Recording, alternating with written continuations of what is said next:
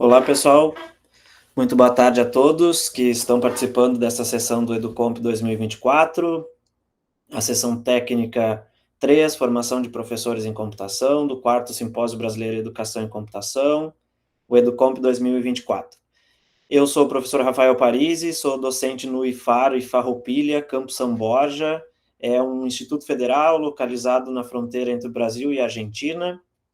Eu tenho doutorado, mestrado e graduação em ciência da computação e também atuo na área de educação em computação. Vou fazer uma breve autodescrição.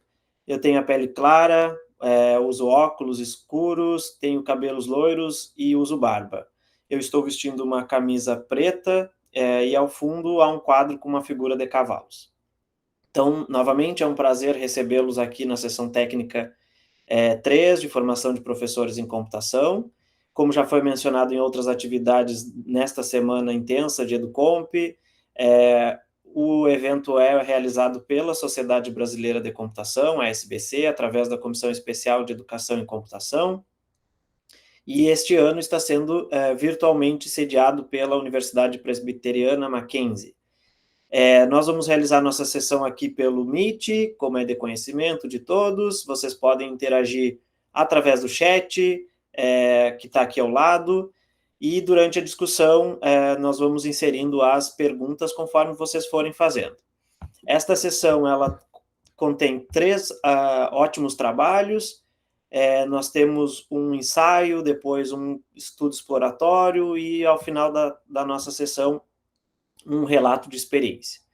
Então, como a gente fala aqui no Sul, sem mais delongas, né, vamos deixar aqui o tempo para os nossos autores poderem apresentar seus trabalhos e compartilhar conosco os seus achados.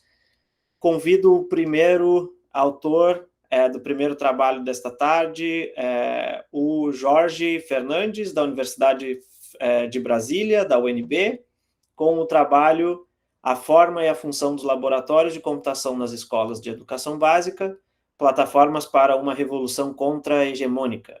Então, Jorge, tu tens 10 minutos para fazer tua apresentação e depois 8 minutos para um período de perguntas e respostas.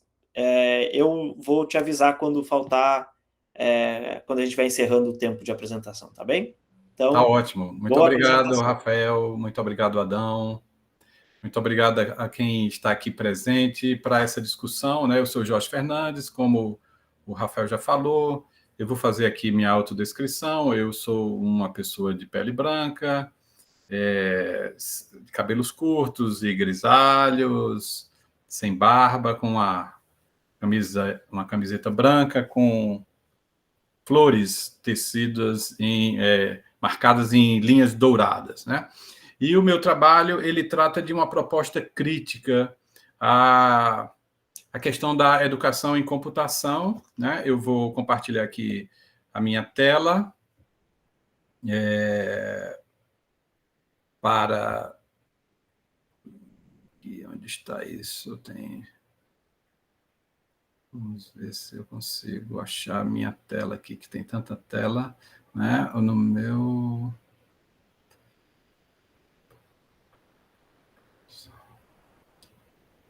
Só um minuto aqui. Deixa eu encontrar onde está. Eu vou compartilhar a tela toda, que fica mais fácil, então. Vou compartilhar minha tela toda e mostrar aqui a apresentação. Vocês estão vendo aí minha apresentação, não é isso? Oi, Jorge, ainda não. Eu também não ainda. Ainda não? Ok, compartilhar. Ok, eu acho que agora sim, né? Sim.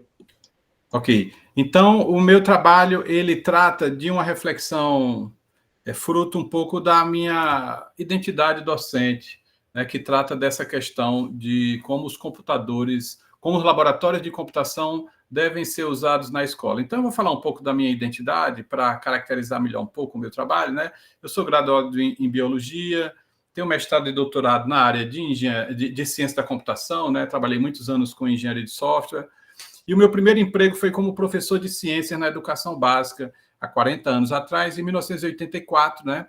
e a escola em que eu atuava ofereceu um curso de Basic, programação em Basic para os seus professores, né? Ou seja, formação continuada, e aí eu me apaixonei pelo poder da computação e realmente me dediquei, desde então, a entender esse trabalho mesmo ainda durante a minha graduação em biologia. Eu sou casado há 40 anos com uma socióloga, uma doutora em sociologia em gênero e sexualidade, tenho 5 filhos e 6 netos, e estou há 31 anos envolvido em diversos campos de conhecimento na universidade.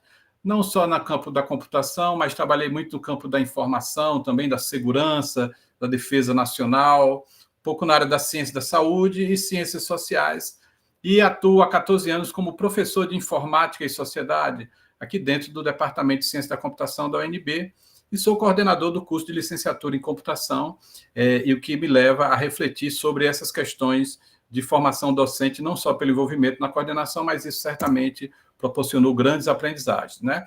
Então, o trabalho que eu vou falar, ele trata dessa concepção contra-hegemônica, e no texto meu não abordei diretamente o conceito de hegemonia cultural, então eu vou só traçar o que é que significa isso, conforme Gramsci, né, um pensador italiano, que é a supremacia e a influência de um grupo ou de uma classe, definindo normas e valores para orientar a cultura e identidade de uma sociedade, né? Normas, valores, crenças, sentimentos e símbolos. E essa hegemonia, ela não se baseia apenas na questão econômica e cultural, segundo o Gramsci, né? Mas sim você moldar as percepções das pessoas acerca para legitimar o status quo, a situação corrente, né? Esse grupo dominante detém essa capacidade de impor suas ideias e a classe dominada entende que isso é o normal e aceita e acredita nesse processo, né? Então, os valores da classe dominante internalizados pela sociedade sem questionamento. E aí eu vou, dentro de um argumento muito crítico, né, desafiar algumas crenças e sentimentos e símbolos que são alguns deles aqui, né? Primeiro, a ideia de que a computação é benéfica à sociedade, né? Isso é um conceito aí, as pessoas falam muitas vezes nesse sentido de benéfico, né? E isso é uma crença que eu vou desafiar aqui, né? A gente não pode mais viver sem os computadores, né? Uma outra fala também. O cloud computing facilita a introdução da educação em computação nas escolas, né? São discursos. E as escolas devem se conectar à internet em banda larga, e o discurso mais recente é que a inteligência artificial é o futuro da educação de alta qualidade, né? Então, essas crenças, elas, no meu entendimento, estão equivocadas, né? Elas poderiam ser reformuladas de uma maneira mais crítica, né? Então, a computação, ela pode ser ou não benéfica à sociedade, dependendo da maneira como ela é utilizada. Se ela fosse, assim, tão benéfica, a gente já teria resolvido vários problemas, né? E nós, entanto, quando olhamos o contexto, por exemplo, do meio ambiente e da desinformação, a gente percebe uma dificuldade de se realizar esse benefício pleno. Em outros aspectos, é claro que caberia, né, mas não cabe no espaço do tempo que a gente tem aqui, né? A gente também pode viver melhor se conhecer o que está por trás dos interesses da computação enquanto tecnologia e limitarmos a nossa dependência perante os computadores em várias situações, né? Inclusive dentro da escola também, né? O cloud computing pode dificultar gravemente a introdução da educação em computação nas escolas porque limita a autonomia do docente, limita a autonomia do estudante e limita a autonomia da comunidade escolar ao depender de conexões externas para fazer um trabalho que historicamente era feito dentro de sala de aula. Então, é uma crítica, né? As escolas devem operar com conceitos básicos da educação e olhar para o território antes de se conectar à internet de forma aberta e ampla, porque isso leva a um olhar externo, né, sem perceber o que está acontecendo na comunidade e quais são as consequências, muitas vezes nefastas, de processos informatizados que uberizam, iFoodizam a comunidade, empobrecendo o território, né? E, por fim, o argumento da inteligência artificial, que eu entendo como uma grave ameaça ao futuro da educação, a educação construída pelos professores, né? E de uma humanidade de alta qualidade, e a gente precisa desafiar este paradigma de que, então, o argumento é, a gente precisa ser muito cauteloso com o poder com o qual estamos trabalhando, né? O poder tecnológico, o poder científico da computação, e a gente precisa pensar isso quando falando dentro da escola. Então, a gente não pode, ao trazer concepções da educação para a sociedade como um todo, né, em computação, sermos ingênuos neste processo, né, de introduzir o poder computacional dentro da educação básica em larga escala. Então, assim, o tempo que eu tenho é muito pequeno, né? Claro que eu espero que muitos tenham lido os textos, ou a partir dessa crítica leiam os argumentos que eu trago, né? Mas de forma bem objetiva, né? Do que é que o artigo...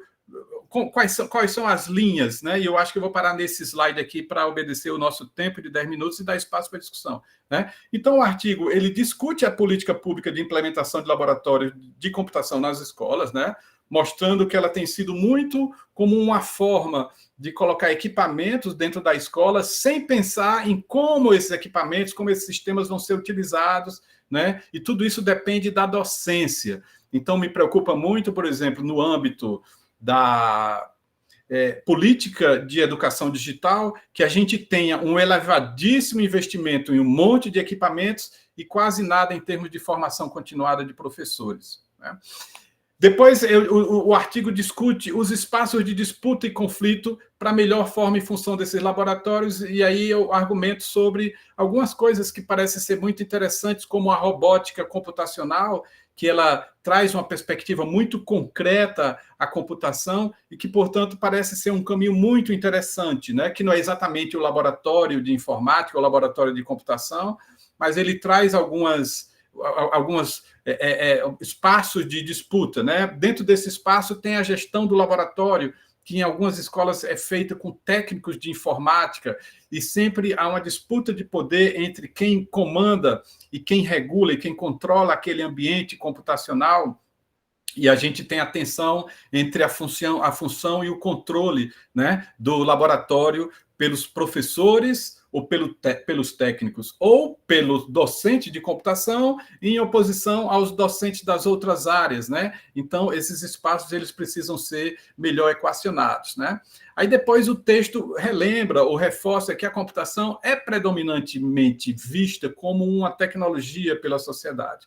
Embora nós estejamos dentro da sociedade brasileira de computação, onde a gente tem pessoas que trabalham na compreensão da computação e de como ela se insere dentro da sociedade, da escola, né? Mas a computação é um espaço de poder por ser tecnologia e, portanto, existe um conjunto imenso de interesses econômicos por trás desse processo e que, sobretudo, envolvem controlar as pessoas implantando sistemas que regulem as relações interpessoais. Então, esse olhar sobre a computação como tecnologia, ele carece de ser mais aprimorado por conta da ingenuidade com que se tem tratado a introdução do pensamento computacional, né? E o pensamento computacional, embora esteja no nível da modelagem científica, mas ele se projeta como tecnologia e a gente não pode ser ingênuo para entender esse processo como sendo neutro ao ser introduzido na sociedade. Então, depois disso, eu proponho formas e funções para os laboratórios, eu vou me concentrar só nesse, por conta Jorge, do tempo. Oi. Chegamos ao final dos seus 10 minutos. Ok. E aí eu proponho, então, né, ao final, uma lista de conhecimentos necessários a uma revolução contra-hegemônica e traço perspectivas no campo da formação docente e no campo da pedagogia inerente à implementação da Base Nacional Comum Curricular, que é uma proposta importante, mas que precisa ser trabalhada com essa visão crítica em mente. Então, eu vou interromper agora e vou aguardar para aprimorar discussões posteriormente. Muito obrigado, Jorge, pela sua apresentação. O trabalho é super extenso e completo. 10 minutos fica bem difícil de condensar, né, tudo que é preciso ser dito, mas muito obrigado pela apresentação. Para abrir o nosso tempo de perguntas aqui, Jorge, o Jean, tu quer fazer tua pergunta com áudio e vídeo ou eu posso ler, se tu preferir? Pode ler, Rafael, pode ler. Ok, então o Jean pergunta, dá os parabéns pelo trabalho e pergunta, comenta que as reflexões são muito pertinentes e, nesse sentido, com relação aos argumentos que você discute, como relacioná-los com o mito da neutralidade da computação? Pois é, ele parte exatamente disso, né? Eu trabalho com estudo da ética em informática já há muitos anos, né? Ensinando. E a gente vê a ingenuidade com que os estudantes enfrentam o conhecimento, né? Então, a gente trabalha na análise ética desnudando a tecnologia e tentando desvendar os interesses que tem por trás, né? A computação, ela envolve, no âmbito da inserção na sociedade, a relação entre criadores, entre empreendedores e entre usuários, e o poder sempre vem no sentido de quem implementa esse processo, que está buscando construir uma base de usuários, que é daí que tem a renda. Então, nesse engajamento, você tem sempre uma centralização, uma produção de assimetria e, consequentemente, uma projeção de poder, né? A gente precisa compreender muito isso, e no campo da computação a gente vê muito isso, começa a ver isso na área de sistemas de informação, mas não é comum a gente encontrar esses argumentos críticos por quem trabalha com computação propriamente dita e quem está fora do ambiente da escola de educação básica também, para entender a realidade da docência lá dentro e ver como é difícil transpor as nossas ideias no campo da universidade para uma realidade da formação profissional, da vida, da carreira do professor, né?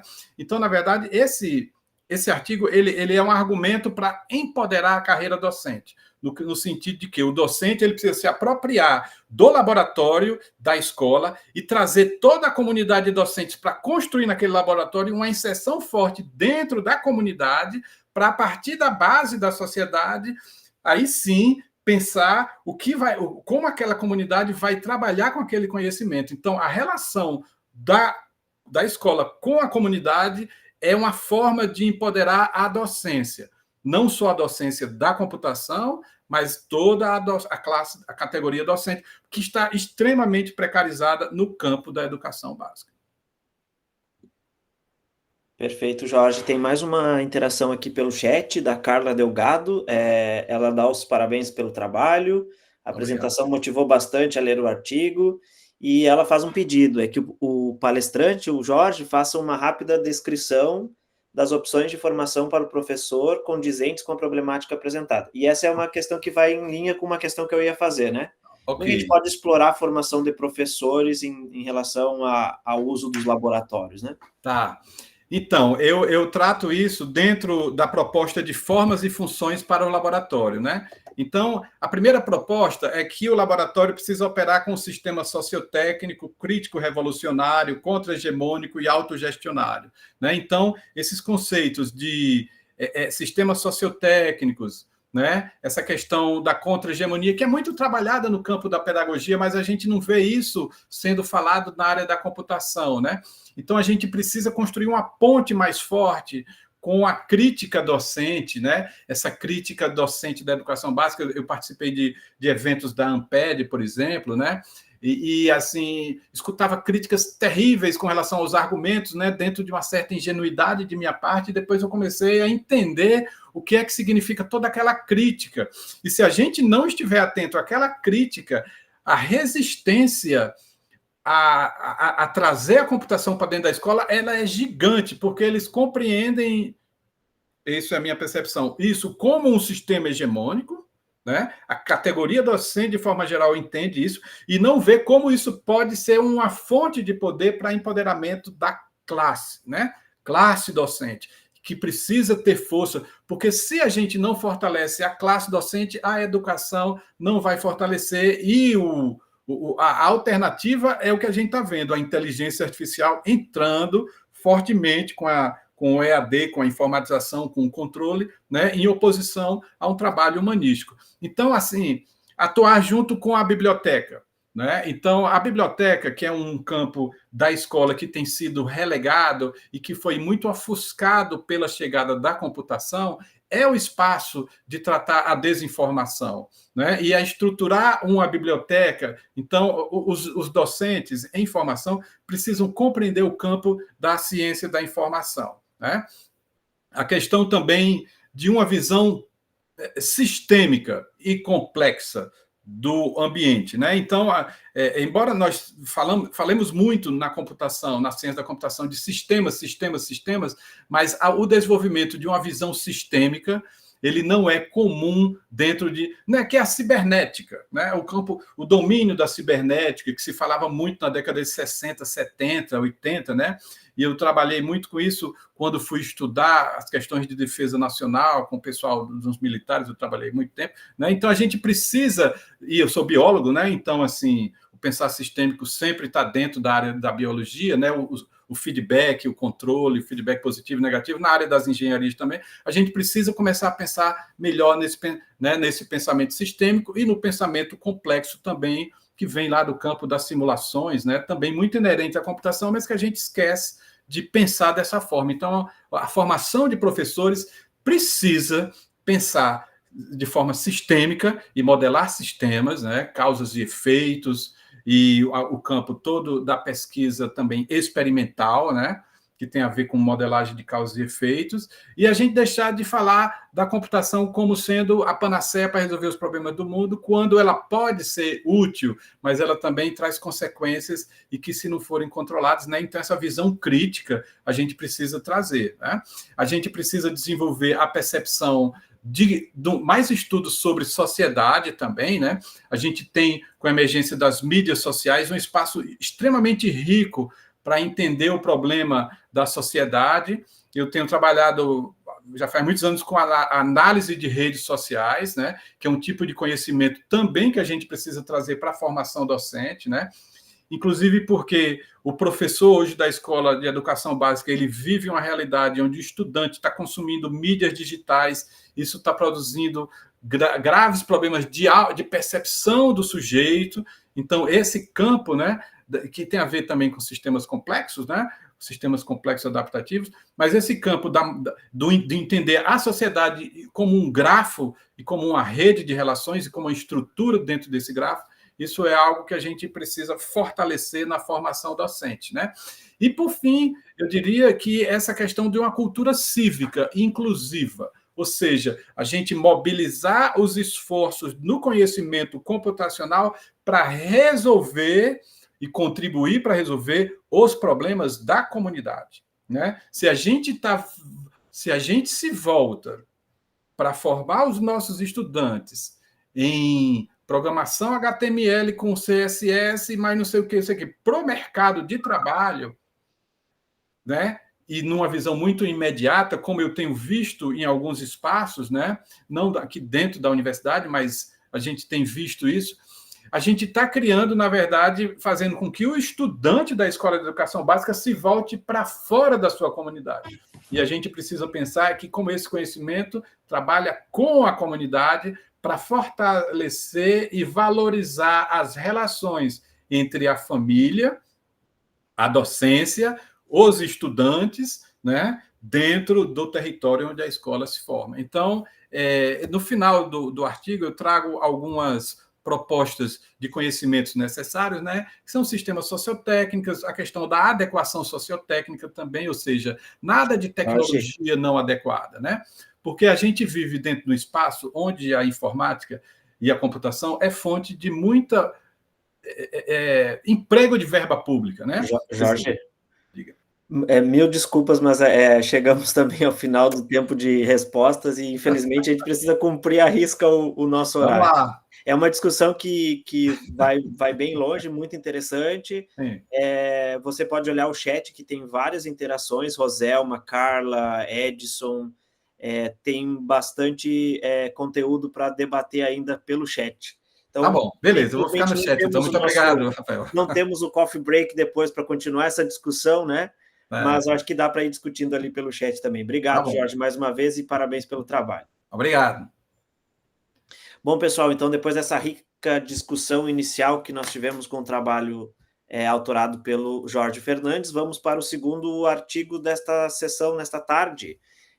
Nós temos agora o artigo Caminhos na Docência Universitária em Computação, compreendendo experiências e motivações. Os autores são a Pauliane Moraes, do IFBA, o Jean Rosa, do Larsis Interactive Technologies Institute, em Portugal, o Felipe Garrido e o Pietro Alves, e o Marlon Souza, da UFBA. Então, o Jean que vai apresentar o trabalho. Jean, 10 minutos para a tua apresentação e depois 8 minutos para as discussões. Eu vou te chamar pelo áudio aqui também quando chegar no teu tempo de 10 minutos, tá, Jean? Então, boa apresentação aí. Ok, obrigado, Rafael. Boa tarde. Eu sou Jean Rosa, eu sou um dos coautores aí do artigo intitulado Caminhos na Docência Universitária em Computação, compreendendo experiências e motivações. O Rafael também já compartilhou aí o nome e as instituições vinculadas aos demais autores. Então, vou dar continuidade, então, à apresentação do nosso artigo. Bom, só para contextualizar um pouco dos números que nós temos atualmente no Brasil, baseado no censo da educação superior, os cursos de computação e de tecnologia da informação e comunicação estão no top 10 dos cursos onde há mais matrículas de estudantes no ensino superior. Nós temos aí cerca de 2.500 instituições de ensino superior que ofertam cursos de computação e de TIC. Temos aí mais de 3.000 cursos da área de computação e de TIC, mais de 25.000 docentes que relacionam na área, né? E aí, considerando esses números, cerca de 17% dos estudantes brasileiros do ensino superior estão matriculados em cursos da computação e de TIC. E aí, só para clarificar também algumas coisas que existem, é que, atualmente, no cenário brasileiro, nós temos a formação desde graduados, especialistas, mestres, doutores, técnicos e profissionais, sendo que existe meio que uma pirâmide na relação de ensino de cada um deles, uma vez que doutores podem formar mestres, especialistas, graduados e técnicos, mestres podem formar especialistas, graduados e técnicos, e assim sucessivamente. Então, existe essa pirâmide de formação na qual o doutor ele está no estágio aí de formação na educação superior. E aí, nesse contexto, nós temos a Lei de Diretrizes e Bases, claro, lá de 1996, no artigo 66, ela descreve que a preparação para o exercício do magistério superior far-se-á em nível de pós-graduação, prioritariamente em programas de mestrado e doutorado. O que é que isso quer dizer? A LDB, ela indica que a formação do docente do ensino superior, ela deve ser feita por meio dos cursos de mestrado e doutorado. Por sua vez, um parecer do CESOMEC, lá bem antigo, de 1965, que estabelece os objetivos da pós-graduação no Brasil, ela vai dizer que, esse parecer vai dizer que o primeiro objetivo dos cursos de mestrado e doutorado é justamente formar professorado competente que possa atender a expansão quantitativa do nosso ensino superior, garantindo ao mesmo tempo a elevação dos níveis, dos atuais níveis de qualidade. Para depois, no segundo objetivo, ela vai falar sobre pesquisa científica e, no final, sobre o treinamento técnico relacionado à indústria. Então, nós temos essas duas legislações que vão tratar sobre como deve ser formado o professor do ensino superior. E aí, a partir dessas motivações, nós questionamos quais são os motivos, trajetórias e experiências de professores de computação no Brasil em relação à formação docente e ao início de suas carreiras enquanto docentes. Bom, primeiro nós fizemos uma busca nos trabalhos relacionados, tanto aqui no EduComp quanto no WEI, que é o workshop sobre educação e computação, que é realizado no Congresso Brasileiro da Sociedade Brasileira de Computação. Nós fizemos essa pesquisa e no EduComp nós não encontramos artigos completos dedicados à formação de professores universitários como tema. Por sua vez, Lá no EI, nós tivemos apenas 2 artigos, que, por sinal, também é de minha autoria, com os colegas que também são autores nesse artigo. E, nesse trabalho, é realizada uma análise documental dos cursos de mestrado e doutorado oferecidos por instituições de ensino superior e pesquisa no Brasil. Sendo que, nessa pesquisa, foram investigados 64 cursos de mestrado e doutorado e apenas 9 programas de pós-graduação da área de computação ofertam disciplinas específicas para a formação docente do ensino superior. Outro dado que é semelhante é uma pesquisa realizada por Rocha et al., colegas, onde eles pesquisaram em 51 cursos de mestrado e doutorado da área de engenharia civil, identificaram que apenas 4 universidades oferecem disciplinas específicas para a formação do docente do ensino superior na área de engenharia civil. Então, nós já começamos a comparar a computação com engenharia civil e podemos observar que, considerando a quantidade, pouquíssimas instituições ofertam, de fato, disciplinas para a formação didático-pedagógica dos futuros professores do ensino superior. Considerando isso, nós realizamos esta pesquisa, na qual convidamos 36 professores do Departamento de Ciência da Computação da UFBA, atualmente o Instituto de Computação, sendo que 9 desses professores atenderam ao nosso convite e foram entrevistados por meio de entrevistas semi-estruturadas. A partir dessa coleta de dados, nós realizamos uma análise temática com os dados coletados. Vale destacar que essa pesquisa foi aprovada pelo Comitê de Ética em Pesquisa da Universidade Federal da Bahia. E aí, apresento para vocês algumas das questões que fizemos, relacionadas à faixa etária, quais metodologias didático-pedagógicas que os professores utilizavam durante a sua prática docente, se eles se sentiam limitados em suas aulas, e algumas outras coisas para descrever esse profissional. E, como eu falei, esses dados eles foram analisados por meio da análise temática, na qual nós fizemos a familiarização com os dados, lemos os dados, começamos a fazer uma geração inicial de codificação, a identificação de temas, revisamos os temas, definimos e nomeamos cada um dos temas e geramos um relatório na qual esse artigo faz parte. Com a aplicação dessa metodologia, nós podemos identificar 5 temas iniciais a partir da análise das entrevistas. Nesse caso, razões para ser docente universitário, experiências iniciais de docência, engajamento em atividades de formação docente, abordagens pedagógicas e técnicas de docência e, por fim, desafios e limitações da prática docente. Tratando um pouco sobre razões para ser docente universitário, um dos temas, nós identificamos que apenas um dos 9 professores entrevistados tinha o desejo inicial de ser professor, apesar de ele não ter o desejo inicial de ser professor da computação. Ele tinha desejo de ser professor de matemática, mas, por fim, depois fez curso de computação e seguiu a carreira fazendo mestrado e doutorado. Por sua vez, mais 2 outros entrevistados disseram que quiseram seguir a carreira docente devido à inspiração dos seus professores.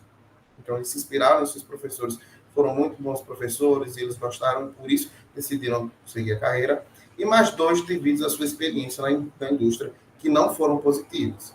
Por fim, 4 foram motivados devido à carreira de pesquisador. E uma das falas dos entrevistados foi que no Brasil, para ser pesquisador, você acaba virando docente por tabela.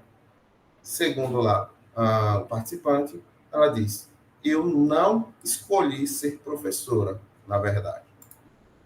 Tratando sobre experiências iniciais de docência, os entrevistados eles tiveram suas primeiras experiências desde a década de 1990, aí perpassando por vários anos, e os últimos tiveram aí ingresso iniciais na docência do ensino superior, lá em 2014. E aí um deles disse: acabei gostando muito de lecionar. Me apaixonei por essa área e hoje eu diria que eu pensaria 2 vezes em sair daqui, mesmo que achasse uma oportunidade de trabalhar somente com pesquisa, pois realmente gosto muito da sala de aula. Falando um pouco sobre engajamento em atividades de formação docente, nenhum dos 9 participantes relataram que participaram e tiveram uma boa experiência durante a atividade de formação docente. Na verdade, apenas 2 pessoas finalizaram que participaram por essa atividade, sendo que nas 2 atividades eles disseram que não tiveram um bom aproveitamento. Um destaque que eu posso fazer nisso aqui é que um dos participantes disse o seguinte: nunca li nenhum livro de metodologia didática pedagógica em minha vida. Eu não tenho muita paciência para ler essas coisas da área da educação, eu confesso. Porque é muita fala. Então eu gosto de coisas mais objetivas e concretas. Sobre abordagens pedagógicas e técnicas de docência, foram relatados alguns, mas a maioria falava de aulas expositivas, que é o que mais é utilizado, de fato, em nosso campo de professorado. Além disso, sobre desafios, todos os professores relataram que, sim, sentem desafios e limitações durante a sua prática docente.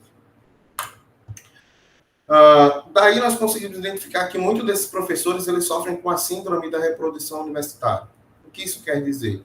Que muitos deles, eles lecionam a partir daquilo que eles aprenderam com os seus professores e não relacionado a algo que de fato já foi ensinado a eles como formação didática pedagógica. Ou seja, eles repetem aquilo que foi feito com eles por seus professores. E aí eu chamo a atenção, para finalizar, só sobre a última fala. Eu não tenho muita paciência para ler coisas da área da educação, eu confesso isso, porque é muita fala. Eu não gosto muito, então eu não gosto de coisas, eu gosto de coisas mais objetivas e concretas. Então, quero ampliar essa discussão com algumas perguntas que nós fizemos no artigo. Será que basta apenas ler coisas da área da educação e aplicá-las em sala de aula? Será que os artigos e relatos de experiência acerca do uso de abordagem didático-pedagógica na computação estão alcançando as pessoas esperadas? Será que o modo como as abordagens didático-pedagógicas na computação são apresentadas estão sendo adequadas para suprir as necessidades dos seus interessados?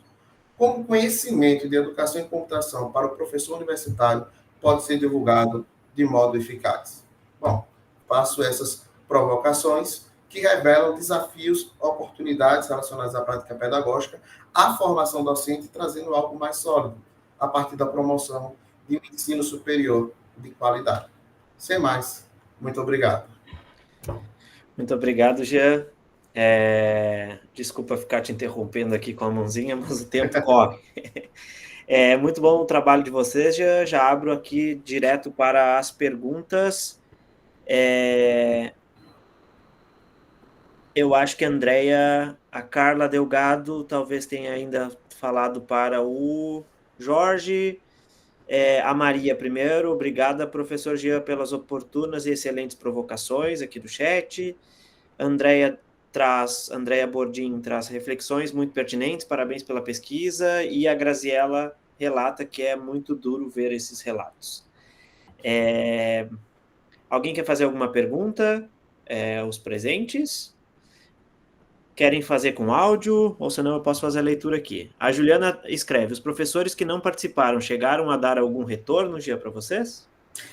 Muitos deles apenas disseram que não conseguiriam participar da entrevista e muitos também nem responderam o e-mail de convite. Então, tivemos esse problema aí com relação a retornos dos participantes. E alguns, claro, não conseguimos encaixar o horário. Então, tivemos aí, claro, essas limitações. Certo. A Andrea pergunta: Jean, qual será a tua proposição para melhorar esse cenário? Bom, no caso nós ainda estamos numa fase exploratória, nós fizemos esse estudo apenas com professores do Instituto de Computação da UFBA por enquanto, mas a ideia é que nós possamos ampliar esse estudo para outras instituições e outros programas e também fazer comparações com instituições do exterior para ver justamente como tem funcionado a formação do professor do ensino superior. Porque quer queira, quer não, mestres e doutores, de acordo com a legislação, devem ser formados para isso.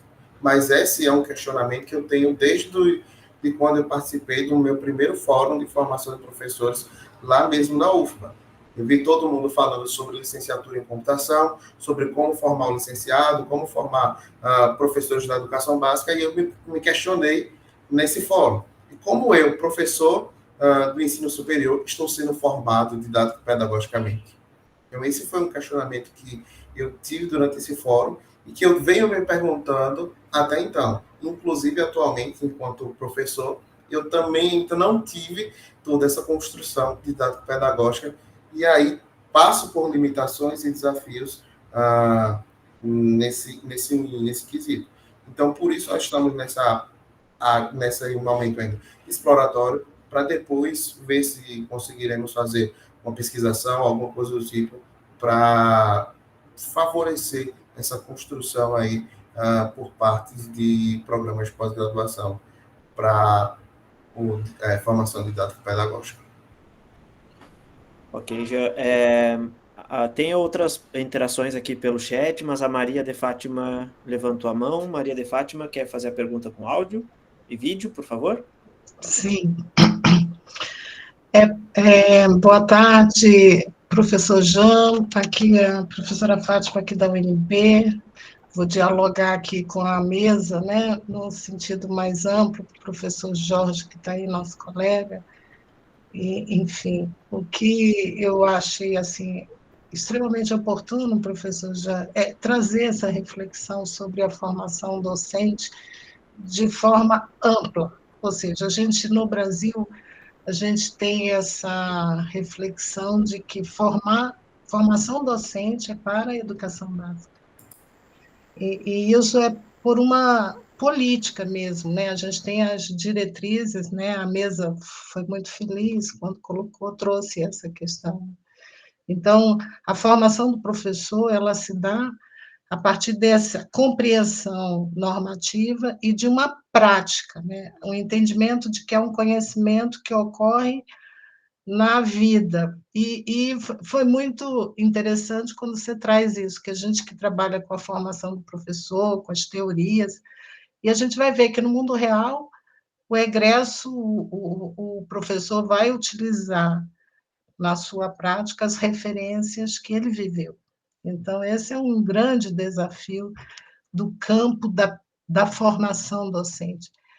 E eu achei extremamente difícil eu formular um texto, por isso que eu pedi o áudio, porque é difícil a gente explicar a complexidade, e eu acho que essa mesa ela traz profundamente a questão quando dialoga com o egresso, né? Quando dialoga com o professor. E aí a gente vê o quanto que a gente, historicamente, está distante dessa preparação, desse conhecimento sobre a formação docente em computação. E acredito, sim, que essas suas provocações, a mesa, tanto o professor Jorge, que vem com essa perspectiva de um olhar crítico, e o professor Jean, trazendo a dimensão da formação docente em computação, para uma compreensão de que esse campo de conhecimento é um campo muito mais amplo do que nós estamos trabalhando, e que reflete no fomento à pesquisa. Tem uma professora aqui que no chat colocou muito bem, né, essa questão de que não há uma valorização do ensino como uma prática de pesquisa para a transformação necessária. Então, aí vem minha pergunta. Vocês não acham que a gente tem que ampliar o conceito de ciência da computação para incorporar essa abrangência necessária, interdisciplinar, para que a gente possa superar essa dificuldade de formar o professor para a educação básica e um professor pesquisador para atuar tanto na educação básica como na educação superior? Obrigado, professor Jean. Obrigado, professor Jorge. Obrigado, professora Fátima. Realmente, suas reflexões também são bastante interessantes. E aí, isso remete também a questões relacionadas às outras áreas, como eu citei, por exemplo, a engenharia civil, que também poucos programas têm formação de professores nos níveis de mestrado e doutorado. Então, como também já foi falado ali no chat, a professora Carla Delgado, para mim, perpassa por uma questão realmente de política. não política partidária, mas de política pública, no sentido de sabemos que precisamos formar professores, mas o que fazemos? E considerando as pesquisas anteriores que eu também já apresentei em outros eventos, nós podemos identificar que sempre nos cursos de mestrado e doutorado, o enfoque principal é a pesquisa. E, de fato, mestrado e doutorado formam pesquisadores. Mas, para além de pesquisadores, como vimos também na legislação, mestrado e doutorado também deve formar professores. E aí, aí fica o questionamento, aí a provocação de como é que esse professor ele está sendo formado. Porque, por exemplo, no meu curso de mestrado e doutorado, eu tive disciplinas de metodologia científica, de como escrever um artigo, e oficinas de artigo e tudo mais. Mas em nenhum momento eu tive oficina de como ser professor, oficina didática, oficina pedagógica, e como formar esse professor. A coisa que eu tive foi um estágio docente, na qual eu ia lá, meio que assistia a aula do outro professor, depois ia embora para casa. E aí, mais uma vez, remete à síndrome da reprodução universitária. Obrigado, Jean, muito pertinente as discussões. Obrigado, Maria de Fátima, pelas contribuições, e aos demais aqui do chat também, que tem bastante discussão ainda, que pode desenrolar aí, Jean, nos próximos minutos, se tu quiser, com o pessoal no chat. Eu convido agora o Edson Ishikawa, desculpa, Edson, se não for assim a pronúncia. O Edson, ele é autor, junto com a Maria de Fátima Ramos Brandão e o Jorge Henrique Cabral Fernandes, do terceiro artigo desta tarde, que é a Semana do Professor de Computação da Educação Básica, um relato de experiência dos desafios de se formar um professor. Edson, então, os mesmos 10 minutos para a apresentação e depois mais 8 minutos para discutirmos o artigo de vocês. Obrigado. Boa tarde a todos. Pergunto se me ouvem bem. Sim. Sim. Eu acho que todos também estão enxergando os slides, né? Então, basicamente, isso aqui é um relato da experiência, né, de realizar uma semana que valorize, né, o professor de computação da educação básica e promova esse professor e leve o conhecimento da comunidade à existência desse curso. E um dos outros objetivos também, né, dessa semana, né, foi congregar todos os pesquisadores, alunos, os colegas, né, do nosso departamento e os colegas do Distrito Federal, né, para pensar o que é essa formação do professor de computação. E, por último, o outro objetivo, né, foi de levar as vivências de reflexão holística, né, sobre o que é isso. Ou seja, a gente atua num curso de licenciatura em computação, mas a gente não tem a oportunidade de reunir os colegas e fazer uma reflexão sobre o que a gente está fazendo. Então, essa foi uma oportunidade que tivemos com a realização dessa Semana do Professor. Então, só contextualizando, aqui na UNB nós temos anualmente uma semana que a gente chama de Semana Universitária.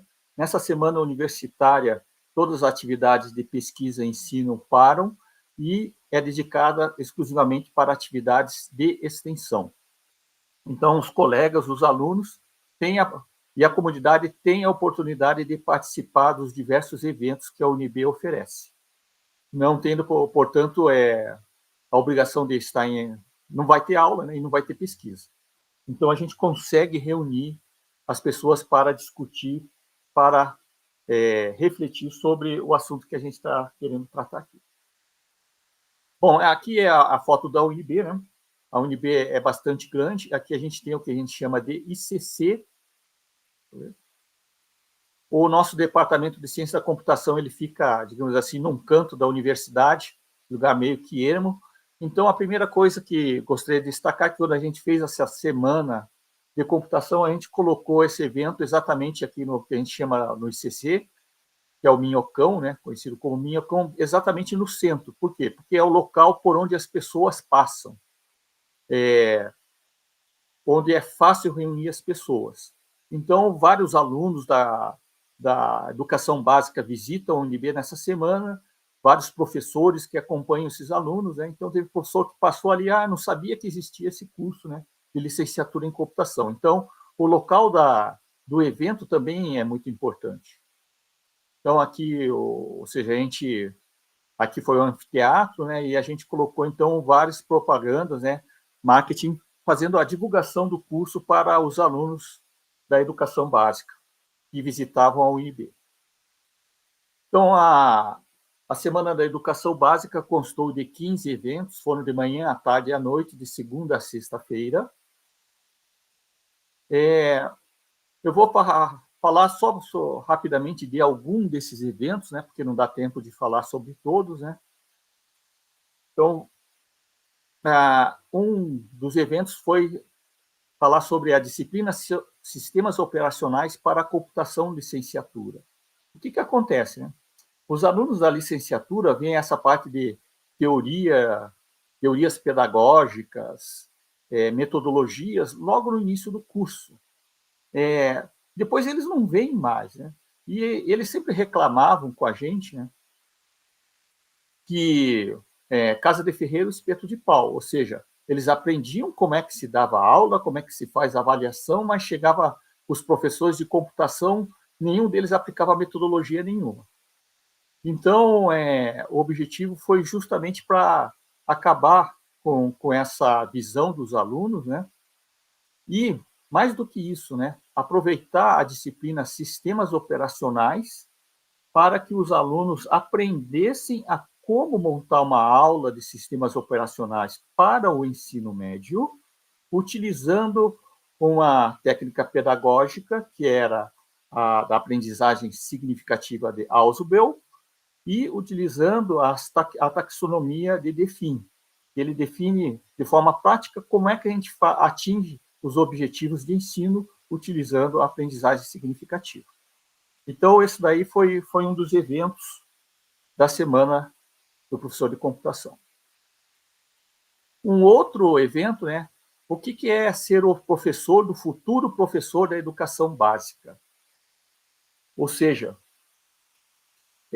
nós, como os professores de computação, a gente simplesmente dá o conteúdo. É o professor de sistemas operacionais, é o professor de programação, mas a gente nunca muitos de nós, a não ser que tenhamos tido a experiência de atuar num curso de licenciatura, a gente nunca pensou em, não, eu estou ensinando um aluno, mas esse aluno vai ser o meu colega na educação básica. Como é que eu formo esse colega? Ou seja, não é simplesmente aprender programação. Ele tem que aprender programação e aprender a ensinar programação. Ele tem que aprender sistemas operacionais e aprender a ensinar sistemas operacionais. Ou seja, a gente teve essa discussão, um evento, né, uma manhã toda, para discutir sobre isso. Esse aqui foi outra experiência, né, outro evento que a gente teve nessa semana, né, que no nosso departamento nós temos 3 alunos indígenas da etnia ticuna que fazem o curso de licenciatura.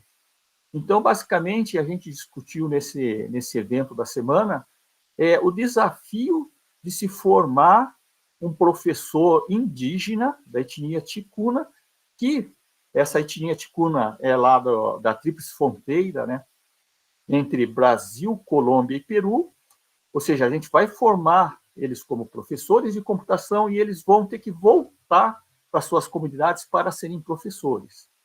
E mais do que isso, a gente teve um grande desafio, porque esses alunos, quando chegaram na UNB, eles quase que não falavam português.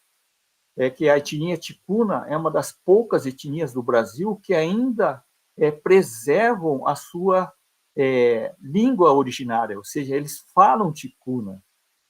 Então, ou seja, foi um relato, né, de como é que a gente está tentando vencer esse desafio de formar um professor de computação indígena.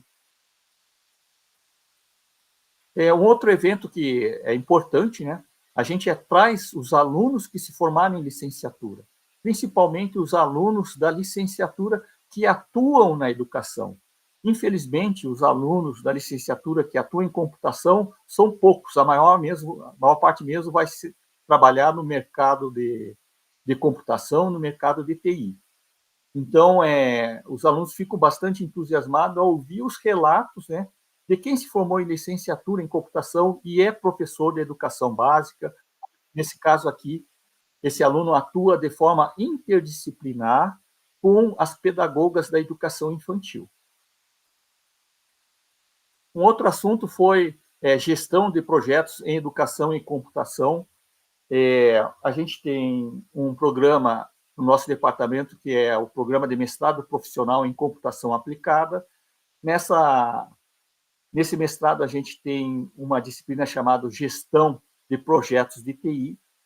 Basicamente, é PMBOK, mais do que o PMBOK, é fazer uma extensão do PMBOK para um assunto específico. Então, a tarefa desse curso para os alunos foi fazer uma extensão do PMBOK para gestão de projetos de educação em computação. E a gente definiu, né, que para os alunos fazerem esses projetos, eles teriam que ter uma visão em relação à regulação, né, da formação do professor de computação, uma visão das sociedades, como a gente não tem um conselho regional ou federal como de engenharia, mas a gente tem a Sociedade Brasileira de Computação, ou seja, eles foram ver o que a SBC prescreve sobre isso, e também uma visão das atribuições profissionais, da atuação desses profissionais, ou seja, o que a Secretaria de Educação do Distrito Federal exige disso, o que os sindicatos exigem, e então eles fizeram esse trabalho e esses trabalhos foram apresentados. Então, para, digamos assim, encerrar, sem finalizar, né? Nessa semana a gente teve 87 inscrições, né? Pelo sistema de administração acadêmica.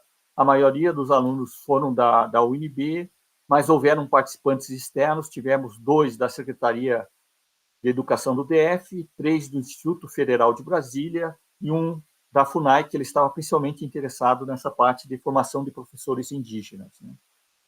Como resultados, eu trouxe algumas aqui de um questionário que a gente aplicou a todos os participantes, né? Uma pergunta, o que ele mais gostou, né? Mas como respostas interessantes, a importância de formar professores na área, a reflexão sobre a formação desse professor, qual a razão pelo qual você decidiu participar do evento, né? Uma resposta interessante é ampliar o conhecimento sobre a computação de licenciatura e entender a vida como docente e como se tornar um. A maior parte dos participantes avaliaram o evento muito bem, né? A maior parte também dos participantes ficaram muito satisfeitos com o evento. E só para terminar, né? E o objetivo da semana foi aproveitar a semana universitária para criar uma oportunidade de promover diálogos para uma reflexão profunda sobre o curso de computação licenciatura, junto com a comunidade, alunos e professores universitários. Como eu falei, é difícil ter um espaço de tempo abundante para discutir isso, e a gente conseguiu isso na semana universitária. E o evento serviu para mostrar à sociedade o que é ser um professor de computação e como é que ele pode atuar na computação básica. É evidente que esse evento foi algo assim pontual e ele precisa ser complementado por outras ações para divulgar e esclarecer o que é o curso de computação licenciatura para a comunidade e para os alunos da educação básica, principalmente os que estão no ensino médio, para que eles venham fazer o vestibular e cursarem o curso de licenciatura em computação. Certo, Edson. Muito obrigado. Chegamos ao término dos 10 minutos também. Passa muito rápido.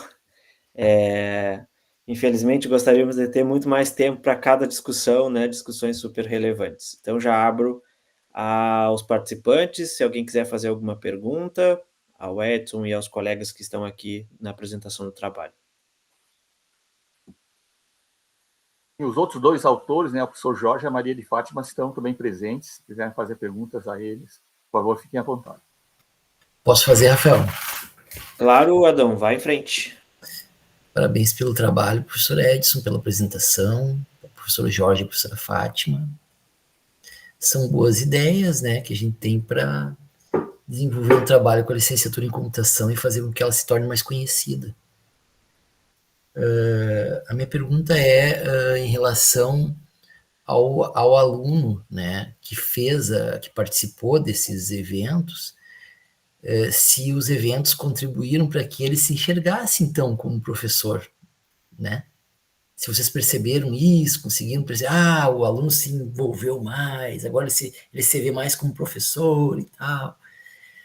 Ele passa a gostar mais de algumas coisas que geralmente o pessoal da computação não gosta, né? Não sei se vocês conseguiram perceber alguma coisa nesse sentido. O curso de licenciatura nosso é um curso noturno, ou seja, os alunos que participaram desses eventos participaram mais do noturno mesmo, né? O que acontece, né? O curso de computação, apesar de ser licenciatura, a maior parte dos nossos alunos, ele não vem para ser professor, né? Ou seja, quer um diploma para atuar no mercado de informática. Mas a gente percebe que, depois desses eventos, né, ele percebe que o mercado de educação é um mercado realmente tem muita coisa para fazer. Ou seja, a gente percebe que a gente percebeu que depois desse evento, principalmente da apresentação dos egressos, né, das experiências deles no mercado de trabalho, ou seja, quem já tem uns alunos que são convictos, não quero ser professor, mas os que estão pensando em atuar mais no mercado de TI, eles também já abrem uma outra perspectiva, não, atuar também no mercado de educação, reservar um espaço ali para ser professor também é algo interessante.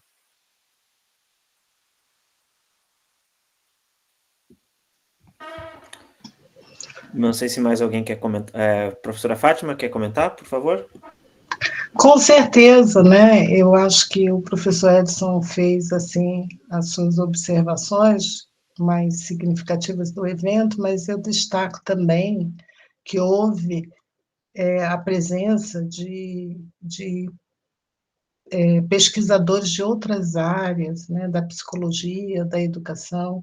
Então, esse evento, ele, além de ter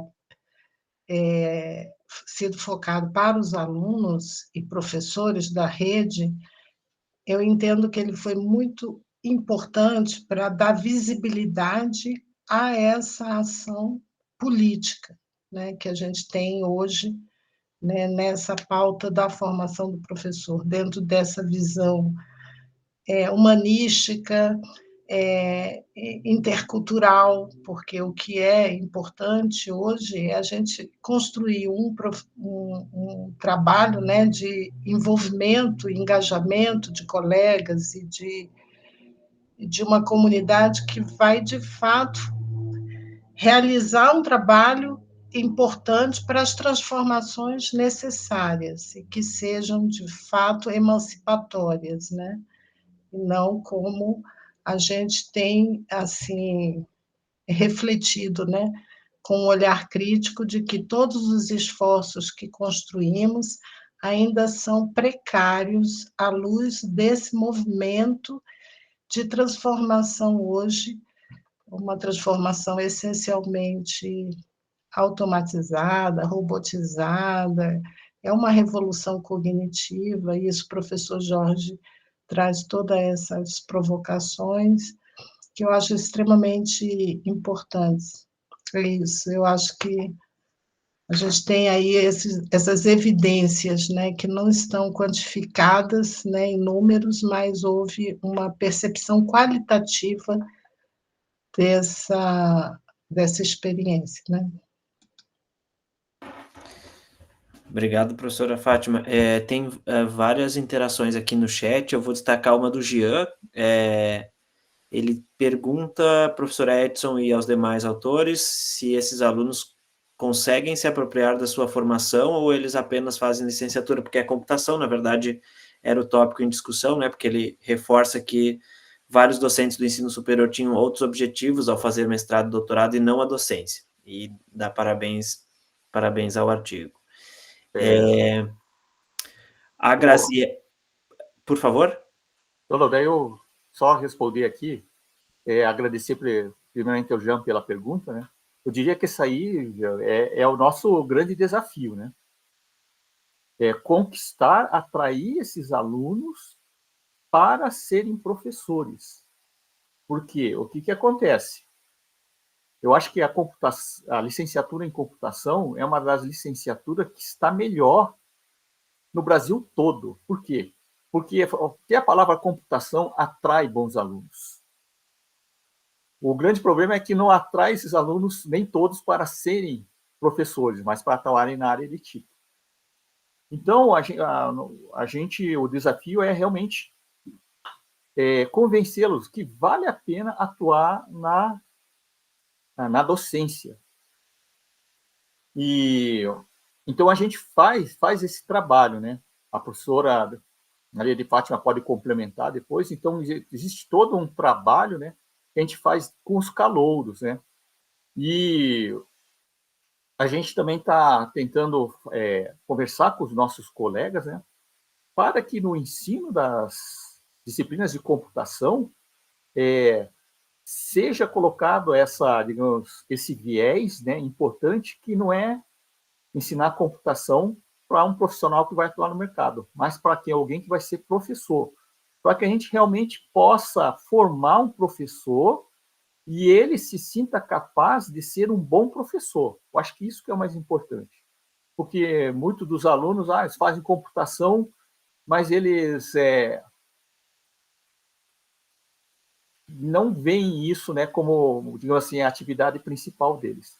E um outro ponto interessante de ressaltar, né, é que antes de 2014, né, o curso de licenciatura tinha por volta de 2.700 horas.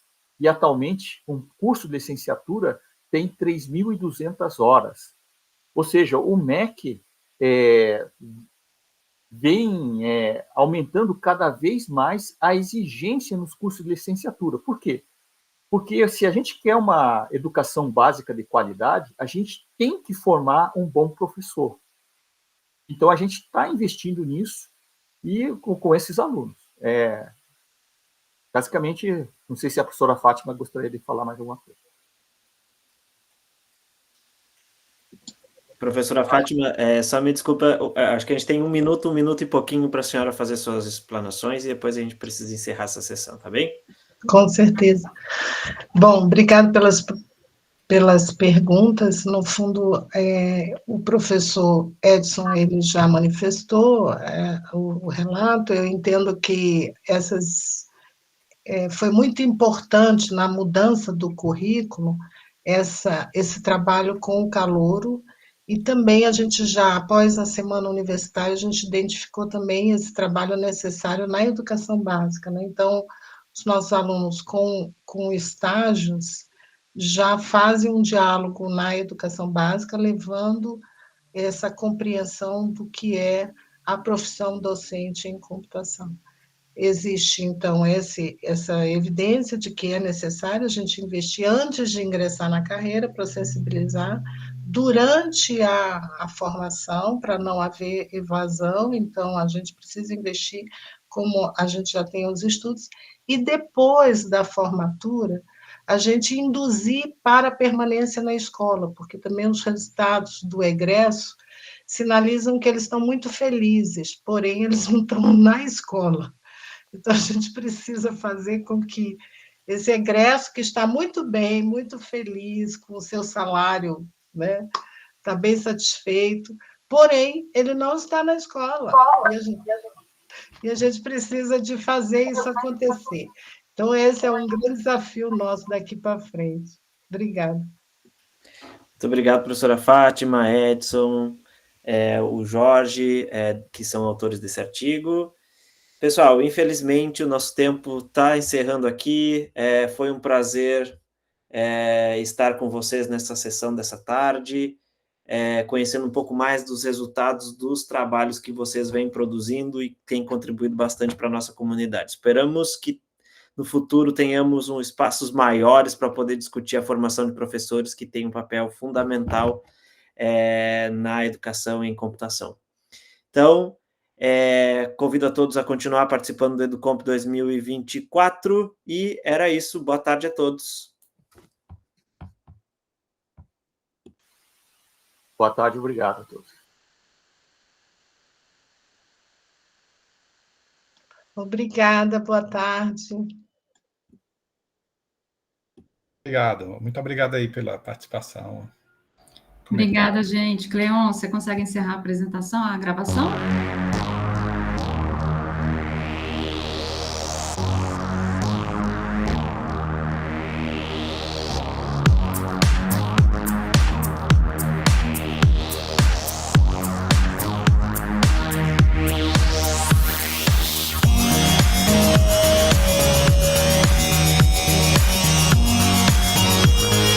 É aqui nessa sala agora, não?